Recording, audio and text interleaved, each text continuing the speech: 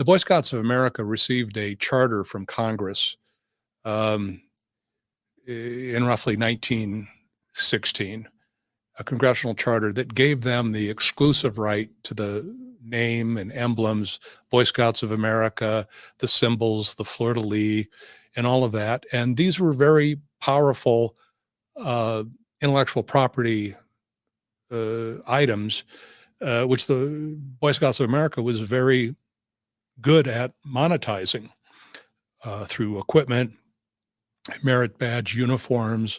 That brought in a lot of income. And they also got a lot of perks from the federal government.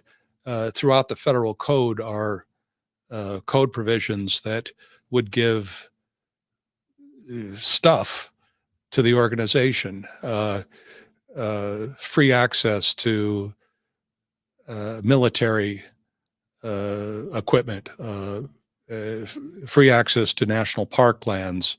They could issue commemorative coins and keep the profit on things like that. So there was always this very cozy relationship between the federal government and the Boy Scouts of America and the Mormon Church. The Mormon Church was the first chartering organization that Boy Scouts National ever signed up. In fact, the whole concept that the Boy Scouts would use their rights under this charter granted exclusively to them by an act of Congress signed by the President of the United States would enable them to then franchise, if you will, the same thing to different. And so they set up local consuls under chartering agreements. These were independently incorporated. They used the Boy Scouts under the contract, the chartering agreement. Same thing with sponsoring organizations. Within this bankruptcy, there are 65,000 chartering organizations who will be getting a release if this plan is approved. It's just about every church, civic organization, PTA, you name it. It was massive. At one time, the Boy Scouts of America had somewhere in the neighborhood of 7 million boys. And they estimate that, this was just 30 years ago, that at one time or another, 125 million boys were either members or participated in Boy Scouts sponsoring organization, Boy Scouts sponsored activities, camps, jamborees, hikes, and so on and so forth. And the church was also recognized the missionary value of scouting.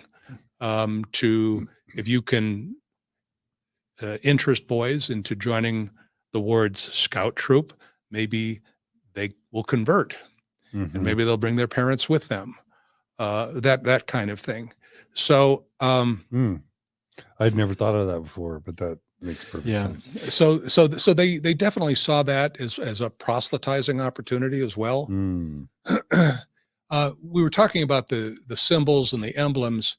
One of the things that struck me, because there have been lawsuits that the Boy Scouts of America have brought at various times over the years when somebody or some organization infringed on those trademarks, the fleur-de-lis, the other symbols, they would jump on them with a cease and desist letter, in a New York second, if they didn't stop using it.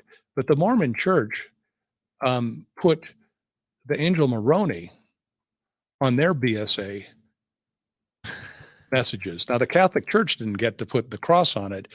The Mormons were the only organization that got to cross brand visibly, basically violate the their brand, the brand, and so forth. So 40% has its privileges. It has its privileges, absolutely.